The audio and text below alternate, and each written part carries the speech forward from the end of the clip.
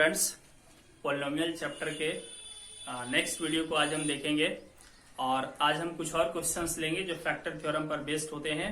हम ज्यादातर उन्हीं क्वेश्चंस को लेंगे जिससे बच्चों को अक्सर प्रॉब्लम होती है। ये क्वेश्चंस को आप सॉल्व कीजिए। आप कभी भी ये मत सोचिए कि यहाँ पर जो मैं वीडियोस देख रहा हूँ उसमें मुझे नहीं पता चलता कि किस किताब का क्वेश्चन है या फिर जो है कहाँ से क्वेश्चंस को लिया गया है। आप सोर्सेस को ढूंढोगे तो आप सीख नहीं पाओगे। आप सीधा ये जानिए कि इस तरह के क्वेश्चंस को सॉल्व करने का टेक्निक क्या है। फिर आप कोई भी किताब पकड़ लीजिए जिसमें थोड़ा क्वेश्चन ज्यादा हो, जैसे कि आर एस अग्रवाल का बुक पकड़ सकते हो या फिर आर डी शर्मा की या और भी अदर बुक्स हैं, बहुत सारे एस चांद का भी है। ठीक है, तो कोई भी किताब पकड़िए और उनमें पॉलिनोमियल चैप्टर को ओपन कीजिए और स्टार्ट से आप देखते जाइए और हमारे वीडियोज को भी आप स्टार्ट से देखते जाइए। आप के अंदर एक कॉन्फिडेंस आ जाएगा कि मैं किसी भी बुक का क्वेश्चंस कर सकता हूं। अब क्या अगर मैं आपको एक रेफरेंस दे दूं कि इसी बुक का सवाल है या फिर इसी बुक से आप ये कीजिए क्वेश्चंस को, तो आप में कॉन्फिडेंस नहीं आ पाएगा। ठीक है, आप एक गिने चुने क्वेश्चंस को तो सॉल्व करना सीख जाओगे। जैसे अगर मैं एनसीईआरटी के क्वेश्चंस को ही लेना स्टार्ट करूं तो आप उससे सॉल्व करना सीख जाएंगे। आर डी शर्मा के बुक को फॉलो करने लगो 100%, तो आप उसके क्वेश्चंस को रटे रटाए तरीके से सीख जाओगे। बट वो तरीका हमें नहीं सीखना है। हमें जो सीखना है वो ये सीखना है कि पॉलिनोमियल से रिलेटेड कोई भी क्वेश्चन हो, किसी भी तरीके का कॉन्सेप्ट अप्लाई करना हो, मुझे आना चाहिए। ठीक है, इस पर्पज से मैं क्वेश्चंस को सीधा सेलेक्ट करता हूं और डिफरेंट टाइप के तरीकों से उसे सॉल्व करके आपको बताता हूं, ताकि आप सीखिए कि सॉल्व हमें कैसे करना है। ठीक है, हमें रटना नहीं है कि इस किताब के क्वेश्चंस को मैं सॉल्व कर सकता हूं। नहीं, ये नहीं होना चाहिए। किताब कोई भी हो, है ना, सवाल कैसा भी हो, पॉलिनोमियल से अगर है तो मुझे आना चाहिए। इस पर्पज के साथ आप सारे वीडियोस को देखिए। और हाँ, आप एक बुक को खुद फॉलो कर सकते हैं। आप किसी एक बुक को फॉलो कीजिए। मैं किसी एक बुक को फॉलो नहीं कर सकता। ठीक है, क्योंकि उससे हम लिमिटेड रह जाएंगे। आप किसी एक बुक को फॉलो कीजिए, वीडियोस को देखिए, और अगर आप सॉल्व कर पा लेते हो इसका मतलब आप सीख पा रहे हो। ठीक है, चलिए तो आज हम कुछ और क्वेश्चंस लेते हैं फैक्टर थ्योरम पर बेस्ड। ठीक है, देखिए यहाँ पे क्वेश्चन है, determine the value of A for which the polynomial 2x का power 4 minus ax cube plus 4x square plus 2x plus 1 is divisible by 1 minus 2x। कह रहा है कि a का वैल्यू डिटरमाइन कीजिए ताकि ये जो पॉलिनोमियल है ये इससे डिविजिबल हो जाए। तो जिससे कोई चीज डिविजिबल होता है वो फैक्टर हो जाता है, फैक्टर कहलाता है। ठीक है, तो फैक्टर थ्योरम यहाँ पे लगेगा, तो इसको हम कैसे सॉल्व करेंगे, है ना। जिससे मुझे डिवाइड करना उसे हम पहले 0 करेंगे। Let 1 minus 2x equal to 0। यहां से आप देख सकते हो कि x बराबर आपको क्या मिलने वाला है, 1/2। अब ये वैल्यू हम यहाँ पुट कर देंगे तो ये 0 आना चाहिए। कैसे पता चला हमको कि 0 आना चाहिए, क्योंकि फैक्टर थ्योरम यही कहता है। ठीक है, कि रिमाइंडर 0 आएगा। नाउ अब हम क्या करेंगे, बाई फैक्टर थ्योरम। ठीक है, क्या करेंगे, 2 इंटू एक्स का क्यूब, एक्स के जगह पर क्या लिखेंगे, हाफ, सॉरी क्यूब नहीं, इसका पावर 4 है, माइनस ए एक्स क्यूब यानी के ए हाफ का क्यूब प्लस 4x स्क्वायर यानी के 4 हाफ का square plus 2 into half plus 1 equal to 0 आ जाएगा। ठीक है, फैक्टर थ्योरम यही कहता है कि रिमाइंडर 0।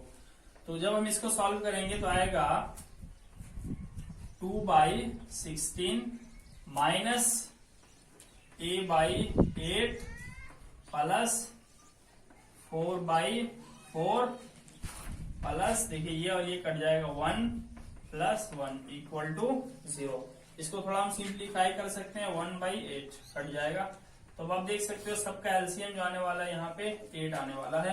तो यहाँ हो जाएगा 1 माइनस a, ठीक है, प्लस 4 2 जा 8, तो ऊपर भी हो जाएगा 8 प्लस 8 प्लस 8 इक्वल टू 0। तो 8 उधर जाके मल्टीप्लाई होकर के 0 हो जाएगा। तो यहाँ पे हमारे पास बचेगा 8 3 जा 24 एंड 1 25। तो 25 माइनस a इक्वल टू 0। यहां से हमें a इक्वल टू क्या मिल गया, 25। यानी अगर हम a के जगह में 25 रख दें तो इससे ये पॉलिनोमियल डिविजिबल हो जाएगा, यानी कि डिवाइड करेंगे तो रिमाइंडर 0 आएगा। चलिए अब हम कुछ और क्वेश्चन लेते हैं।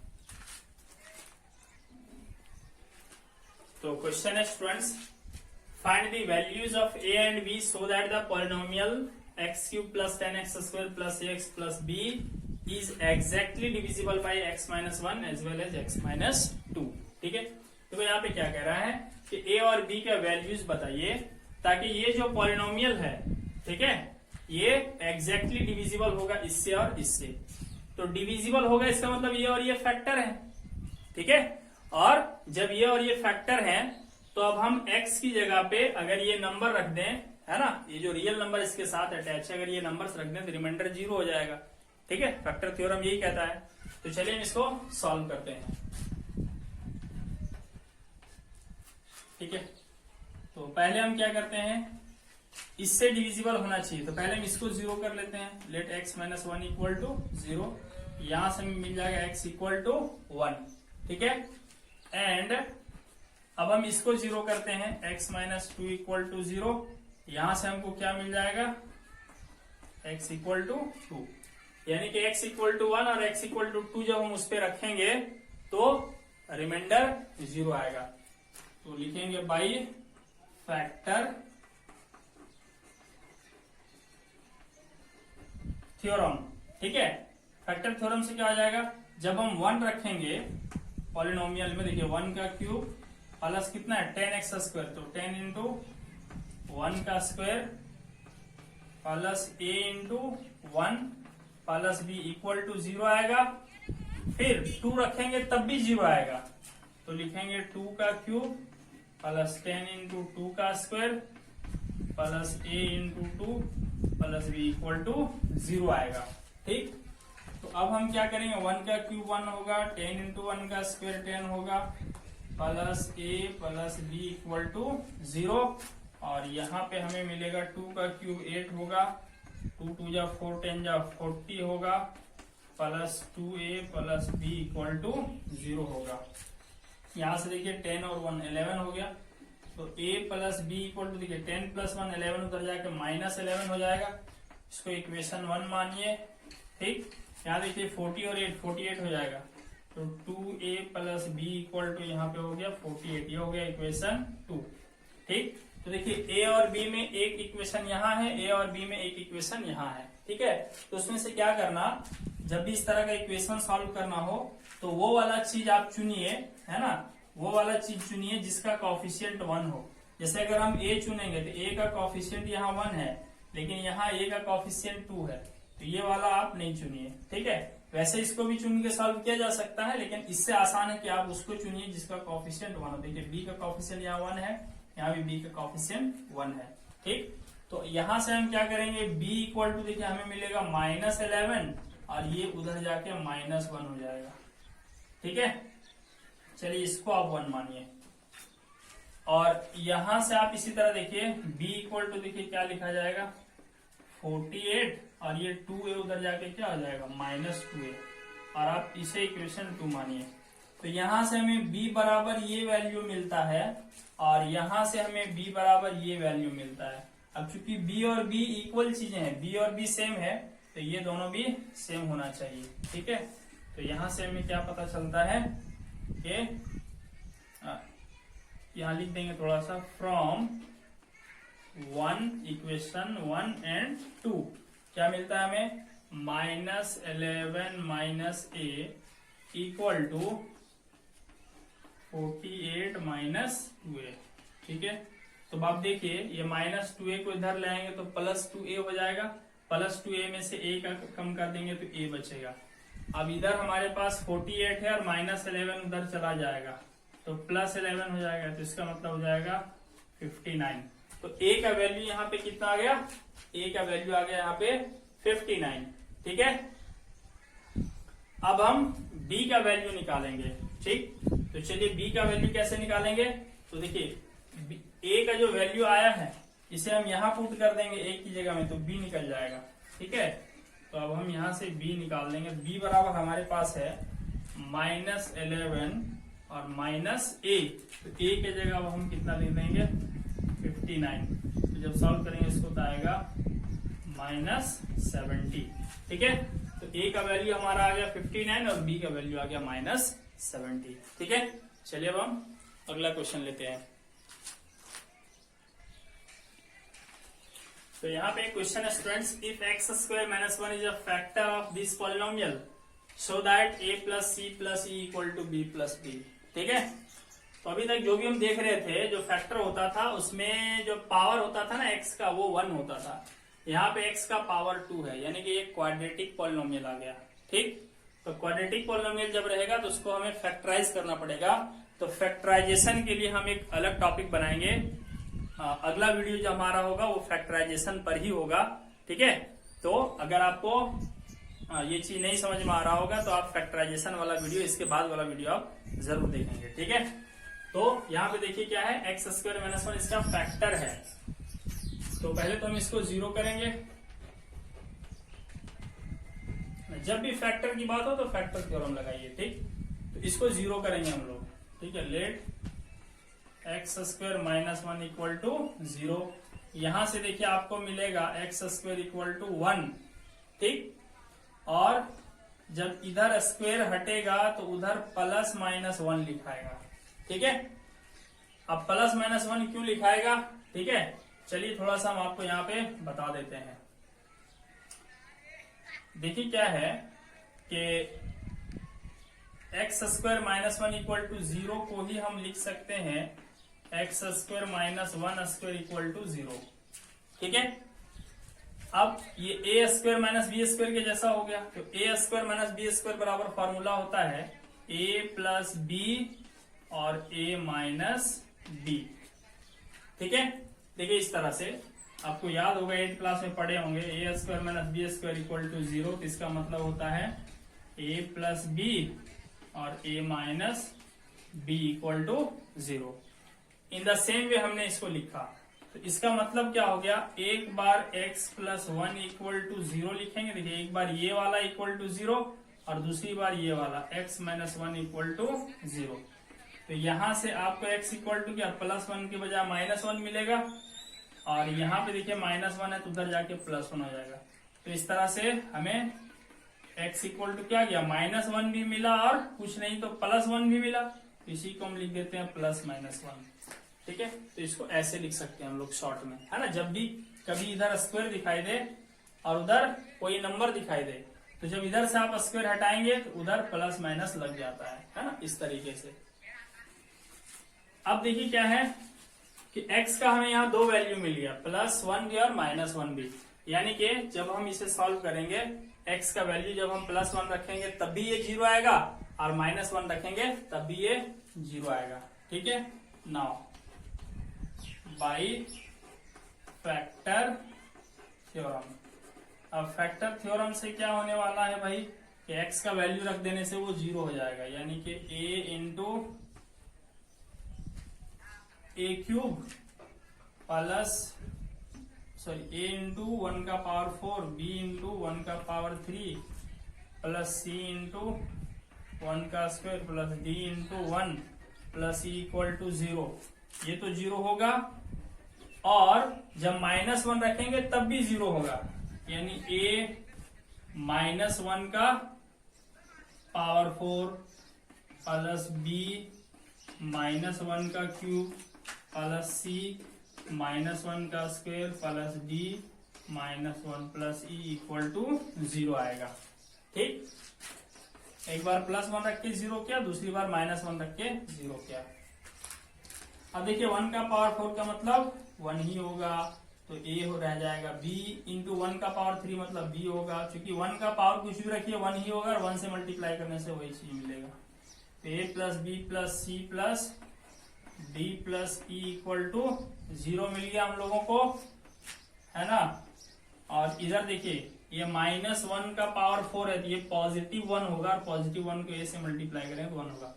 अब -1 का पावर 3 है, तो ये -1 आएगा इसका वैल्यू, है ना। देखिए जब भी -1 के ऊपर ऑड वैल्यू रहे, जैसे 1, 3, 5, 7, तो आंसर -1 आता है। तो -1 को b से मल्टीप्लाई करेंगे तो -b हो जाएगा। इसी तरह c पॉजिटिव हो जाएगा, क्योंकि इसका पावर इवन है। डी नेगेटिव हो जाएगा क्योंकि इसका पावर कुछ नहीं तो 1 है और 1 ऑड है, इसका मतलब हो जाएगा minus d plus E equal to 0। ठीक, अब देखिए ये जो रिजल्ट हमको मिला है a plus b plus C plus d equal to 0, ठीक है, ये रिजल्ट को हम यहीं पे इसको छोड़ देते हैं। ठीक है, इसको हम 1 नंबर मान लेते हैं। अब यहाँ पे देखिए हमें क्या मिलता है, ए सी और ई पॉजिटिव है तो इसे इधर ही रहने देते हैं, ए सी ई। देखिए माइनस बी है तो इक्वल टू के उधर जाके ये प्लस बी हो जाएगा और डी जो है वो प्लस डी हो जाएगा। यही हमें प्रूफ करना था, क्योंकि प्रूफ हो चुका, यही दिखाना था ना हमें कि A plus C plus E equal to B plus D. ठीक है, ऐसा भी दिखाना पड़ सकता था आपको, इसी सवाल में कह देता कि show that this equal to this and this equal to 0, तो वो भी हम दिखा सकते थे। ठीक है, चलिए अब हम नेक्स्ट क्वेश्चन लेते हैं। स्टूडेंट्स यहाँ पे क्वेश्चन है कि f x equal to x to the power 4 minus 2x cube plus 3x square minus x plus b is such that when it is divided by x minus 1 and x plus 1, the remainders are 5 and 19 respectively. Determine the remainder when fx is divided by x minus 2. Question क्या है यहाँ पे कि fx ऐसा है कि अगर हम इसे डिवाइड करें x minus 1 से और x plus 2 से तो रिमाइंडर हमें 5 और 19 मिलेगा। ठीक है, तो कह रहा है कि इसका रिमाइंडर हमें बताइए जब हम इसे x minus 2 से डिवाइड करेंगे। ठीक, तो जब x minus 1 और x minus 2 से डिवाइड करते हैं तो क्या क्या रिमाइंडर आता है वो गिवन है। ठीक, तो पहले तो हम रिमाइंडर थ्योरम लगाएंगे यहाँ पे और उससे हम a और b मालूम कर लेंगे। जब a और b पता हो जाएगा तब फिर हम रिमाइंडर थ्योरम का यूज करके और रिमाइंडर मालूम कर लेंगे जब हम fx को x minus 2 से डिवाइड करेंगे। ठीक है, तो सबसे पहले हम क्या करेंगे कि रिमाइंडर थ्योरम यहाँ पे अप्लाई करेंगे। क्यों रिमाइंडर थ्योरम अप्लाई करेंगे? क्योंकि हमें रिमाइंडर मालूम है कि रिमाइंडर 5 और 19 है। अगर लिखा होता कि ये सब फैक्टर है x minus 1 और x plus 1 तो हम फैक्टर थ्योरम लगाते और सीधा सीधा x का वैल्यू रख के और 0 कर देते उसको। ठीक, तो अब यहां क्या करेंगे हम सॉल्यूशन। पहले तो इसको 0 कीजिए, x minus 1 इक्वल टू 0, यहां से मिलेगा x equal to 1 and x plus 1 equal to भी 0 कीजिए, यहां से मिलेगा हमें x इक्वल टू माइनस 1। तो इसका मतलब हमें x इक्वल टू क्या मिला, प्लस माइनस 1। तो अब हमें x का वैल्यूज यहाँ पे रखना है और इक्वल टू 0 नहीं करेंगे। क्यों 0 नहीं करेंगे? क्योंकि रिमाइंडर हमें पता है। अगर रिमाइंडर पता नहीं होता तो हम 0 कर देते और वो फैक्टर थ्योरम का यूज हो जाता। ठीक, तो अब हम क्या करेंगे यहाँ पे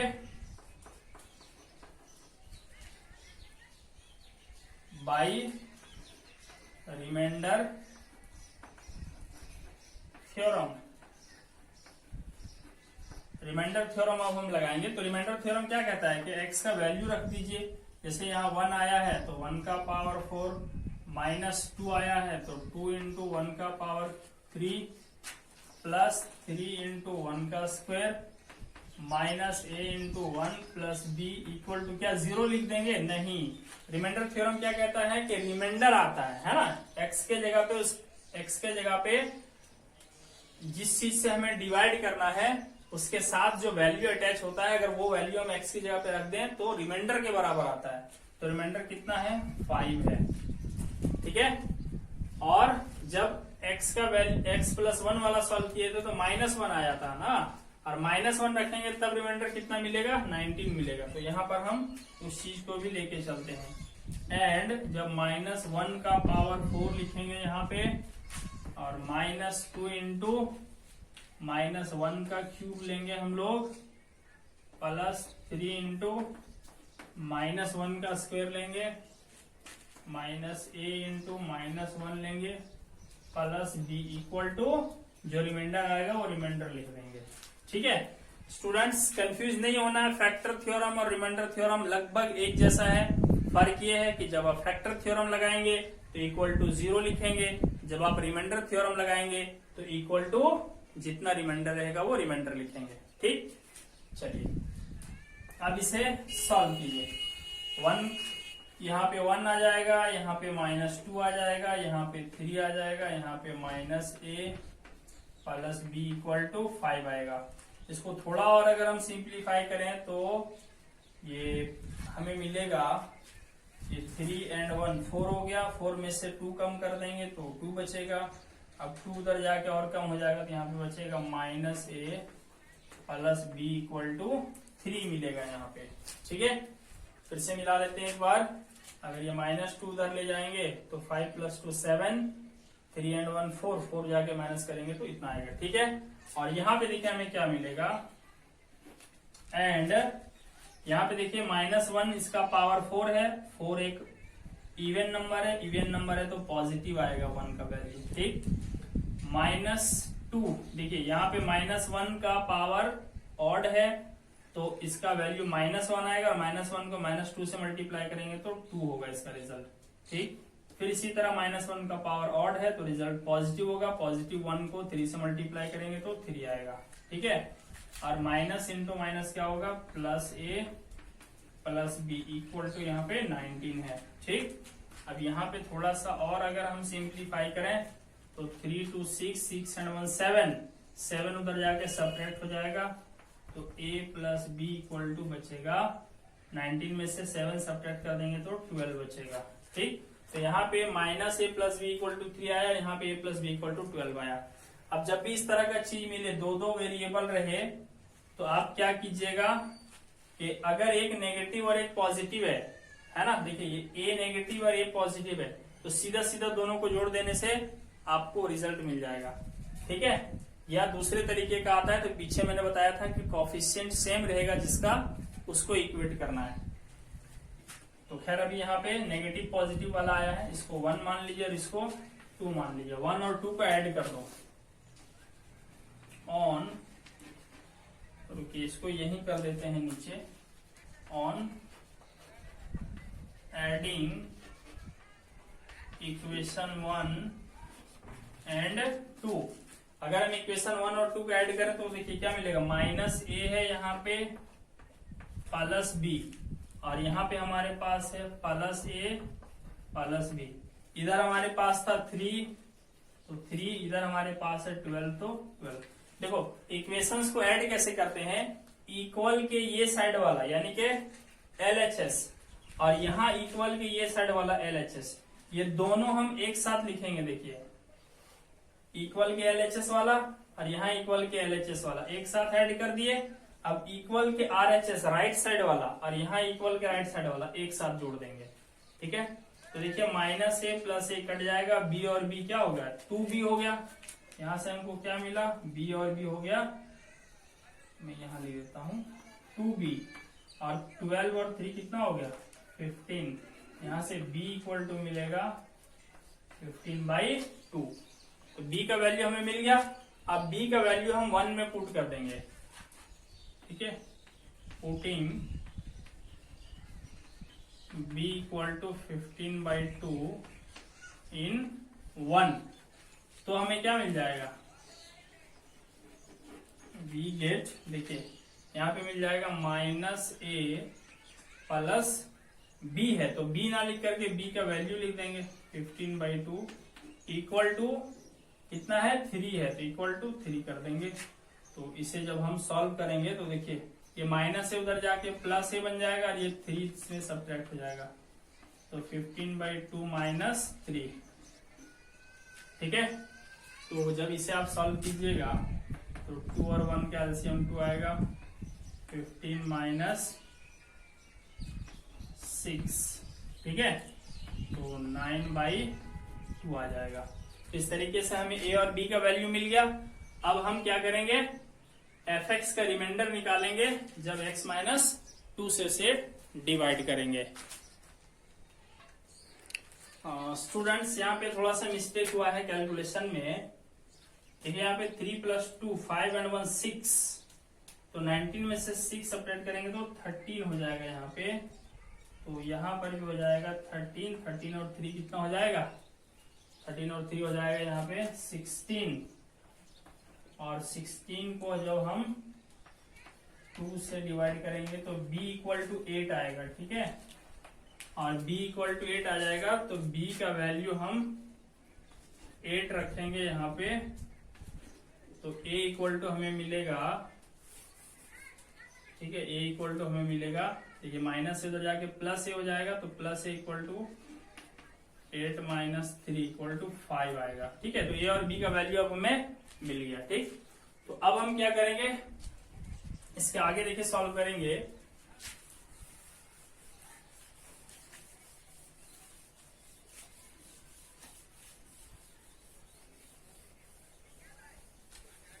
ए और बी का वैल्यू हमें मिल गया है।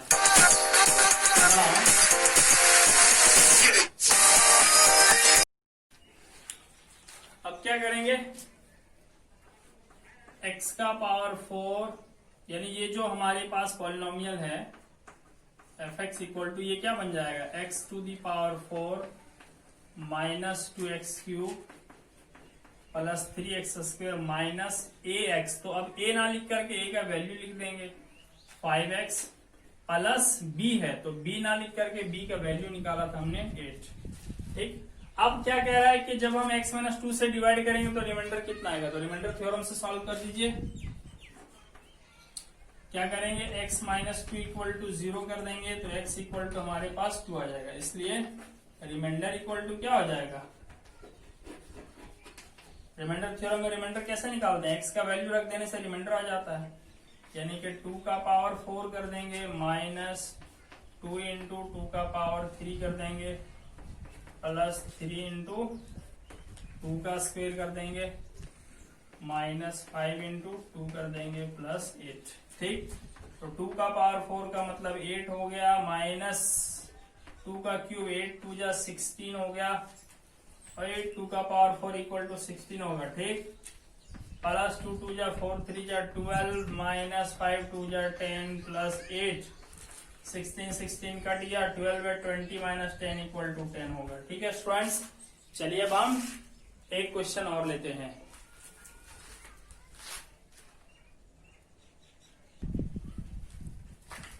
तो स्टूडेंट्स यहाँ पे क्वेश्चन है, देखिए, use factor theorem to verify that x plus 1 is a factor of x to the power n plus a to the power n for n being any odd positive integer. कह रहा है n की जगह में कोई भी odd positive integer रख दीजिए, तो आपको फैक्टर थ्योरम का यूज करके बताना है कि x प्लस 1 इसका फैक्टर है। कहने का मतलब है कि xn प्लस an के बजाय अगर मैं लिख दूं x11 प्लस a11, तो इसका फैक्टर ये है, या दूसरा कोई ऑड जैसे 9 ले लीजिए, xn plus x9 plus a9 लिख दीजिए, इसका भी फैक्टर ये है। तो n के जगह पे कोई भी ऑड रख दीजिए, जैसे x7 प्लस a7। ठीक है, तो इस तरह से कोई भी ऑड नंबर रखते हैं n की जगह पे, तो हमें प्रूफ करना है कि उसका फैक्टर ये है x प्लस 1। तो फैक्टर कब होगा, जब इसको 0 करके जो x का वैल्यू मिलेगा वो हम इस पॉलिनोमियल में रख देंगे, तो ये भी 0 हो जाएगा, तभी तो उसका फैक्टर होगा। तो चलिए हम इसको सॉल्व कर लेते हैं। ठीक है, तो पहले किसे हमें फैक्टर साबित करना है, इसको पहले हम 0 करेंगे। Let x plus a equal to 0, यहां से हमें मिलेगा x equal to minus a। ठीक है, नाउ अब हम क्या करेंगे, इसको चलिए हम कुछ नाम दे देते हैं। Let fx equal to xn plus an। तो अब हम x का वैल्यू पुट कर देंगे, f माइनस a, ये हो जाएगा माइनस a का पावर n प्लस a का पावर n हो जाएगा। ठीक है, हमने x को रिप्लेस कर दिया माइनस a से। अब देखिए क्या है, माइनस a का पावर n को हम लोग लिख सकते हैं माइनस 1 का पावर n और a का पावर n। ठीक है, और a का पावर n है, जिसे तो हम रहने ही देते हैं a का पावर n। अब आप यहां देखिए कि n जो है वो क्या है, ऑड नंबर है, क्या है ना, n being any odd positive integer. तो n कोई भी ऑड हो तो -1 के ऊपर कोई भी ऑड डाल दो, जैसे 1 डाल दो तो आंसर -1 आएगा। अच्छा, -1 के ऊपर 3 डाल दो तब भी आंसर -1 आएगा। -1 के ऊपर 5 डाल दो तब भी आंसर -1 आएगा। -1 के ऊपर 7 डाल दो तब भी -1 आएगा। यानी कभी भी ऑड डाल दोगे तो -1 आने वाला है। ठीक, तो इसे हम -1 टू द पावर n को हम -1 लिखेंगे। ठीक है, -1 लिखेंगे और ब्रैकेट में हमारे पास a to the power n है plus a to the power n है। ऐसा क्यों? तो हम यहां लिख देंगे सिंस, सिंबलिक दिखा देंगे, since -1 to the power n equal to -1 as n is odd. ठीक है, n चूंकि ऑड है इसलिए -1 का पावर n इक्वल टू -1 ही आएगा। तो अब -1 को an से मल्टीप्लाई करेंगे तो -an हो जाएगा और इधर प्लस an है, तो -an प्लस an कट के 0 आ गया। तो चूंकि x इक्वल टू -a पे ये पॉलिनोमियल 0 आ गया है ना, इसलिए क्या हो जाएगा, इसलिए हो जाएगा x प्लस a।